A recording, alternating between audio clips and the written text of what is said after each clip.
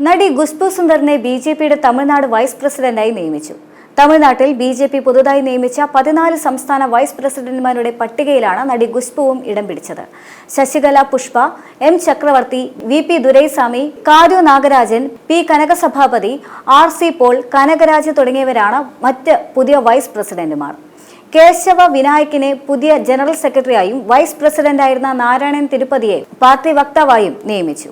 BJP സംസ്ഥാന vice പ്രസിഡന്റായി നിയമിച്ചതിൽ പ്രധാനമന്ത്രി നരേന്ദ്രമോദി, ആഭ്യന്തരമന്ത്രി അമിത്ഷാ, ദേശീയ general secretary B L. Santhosh, Tamil Nadu സംസ്ഥാന പ്രസിഡന്റ് നയനാർ നാഗേന്ദർ എന്നിവർക്ക് ഖുശ്ബു നന്ദി അറിയിച്ചിരുന്നു. പുതിയ ചുമതലയിൽ ഏറെ സന്തോഷമുണ്ടെന്നും തന്നിൽ വിശ്വാസമർപ്പിച്ച മുതിർന്ന നേതാക്കളോട് നന്ദിയുണ്ടെന്നുമായിരുന്നു ഖുശ്ബു പ്രതികരിച്ചത്. ബൂത്ത് തലത്തിൽ പാർട്ടിയെ ശക്തിപ്പെടുത്താനായിരിക്കും അടിയന്തര പരിഗണന നൽകുകയെന്നും സൗത്ത് ചെന്നൈ കേന്ദ്രീകരിച്ചായിരിക്കും പ്രധാന പ്രവർത്തനമെന്നും ഖുശ്ബു പറഞ്ഞു. പാർട്ടിയുടെ അനുമതിയില്ലാതെ സഖ്യ തീരുമാനങ്ങളെക്കുറിച്ച് സംസാരിക്കാനാകില്ല എന്ന് പ്രതികരിച്ച ഖുശ്ബു, നടൻ വിജയുടെ ടി.വി.കെ പാർട്ടി ബിജെപിയുമായും എ.ഐ.ഡി.എം.കെയുമായും കൈകോർത്താൽ അത് നല്ല തീരുമാനമാകുമെന്നും അഭിപ്രായപ്പെട്ടു. വിജയെ തനിക്ക് അറിയാമെന്നും തന്റെ ഇളയ സഹോദരനെ പോലെയാണ് അദ്ദേഹത്തെ കാണുന്നതെന്നും ഡി.എം.കെയെ പരാജയപ്പെടുത്തുക എന്നതാണ് നിങ്ങളുടെ ആശയമെങ്കിൽ നമ്മളെല്ലാം ഒരുമിച്ച് നിൽക്കണമെന്നും ഖുശ്ബു പറഞ്ഞിരുന്നു. ഖുശ്ബു നേരത്തെ ദേശീയ വനിതാ കമ്മീഷൻ അംഗമായി പ്രവർത്തിച്ചിരുന്നുവെങ്കിലും പിന്നീട് രാജിവെക്കുകയായിരുന്നു. 2021 നിയമസഭാ തെരഞ്ഞെടുപ്പിൽ ചെന്നൈയിലെ തൗസൻഡ് ലൈറ്റ് നിയോജക മണ്ഡലത്തിൽ ബിജെപി സ്ഥാനാർത്ഥിയായി മത്സരിച്ചെങ്കിലും പരാജയപ്പെടുകയുമായിരുന്നു. തമിഴ്നാട്ടിൽ വലിയ ആരാധകരുള്ള നടിയാണ് ഖുശ്ബു. ഒരു കാലത്ത് ഇവരുടെ പേരിൽ അമ്പലം പണിത നാടുമാണ്.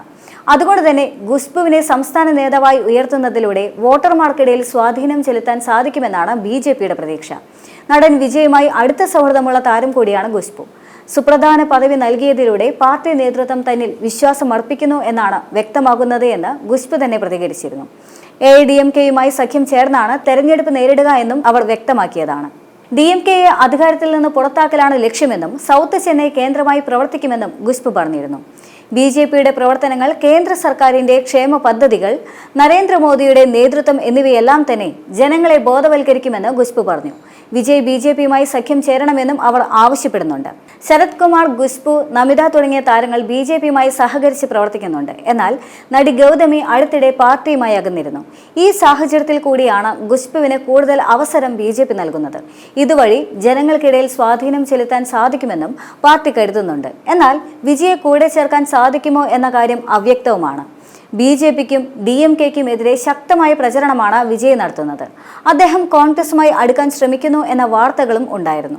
രാഹുൽ ഗാന്ധിയുമായി ചർച്ചയ്ക്ക് വിജയ് സമയം തേടിയെന്നും ടി.വി.കെ കോൺഗ്രസ് സഖ്യം 2026 നിയമസഭാ തെരഞ്ഞെടുപ്പിൽ മത്സരിക്കുമെന്നും ത്രികോണ മത്സരത്തിനാണ് തമിഴകം ഒരുങ്ങുന്നതെന്നുമെല്ലാം തന്നെ റിപ്പോർട്ടുകളും ഉണ്ടായിരുന്നു. അടുത്ത വർഷം നടക്കുന്ന തെരഞ്ഞെടുപ്പ് 1967, 1977 വർഷങ്ങളിലെ തെരഞ്ഞെടുപ്പിന് സമാനമായിരിക്കുമെന്നും വിജയ് പ്രതികരിച്ചിരുന്നു. പാരമ്പര്യമായി പ്രവർത്തിക്കുന്ന പാർട്ടികളെ പരാജയപ്പെടുത്തി പുതിയ പാർട്ടികൾ മികച്ച വിജയം നേടിയ തെരഞ്ഞെടുപ്പുകളെയാണ് വിജയ് സൂചിപ്പിച്ചത്. അടുത്ത വർഷം ടി.വി.കെ അധികാരം പിടിക്കുമെന്ന ശുഭാപ്തി വിശ്വാസത്തിൽ തന്നെയാണ് വിജയ് ഉള്ളതും.